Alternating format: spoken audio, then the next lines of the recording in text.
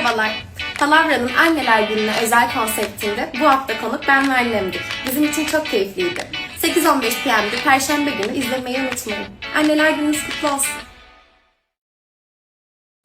Salam değerli izleyicilerim, kanalıma hoş geldiniz. Bugün çok değerli saç ustası Sabit Kaya'nın doğum günüdür. Sənətindəki ustalığı ve ilham verici enerjisiyle bizi daim heyran bırakan Sabit Bey'e Yağmur Yüksel'dən səmimi ve duygulu bir təbrik geldi. Əziz Sabit Bey, saç sənətinə verdiyiniz dəyər, işinizə olan sevginiz ve yaradıcı ruhunuz her zaman örnek olub.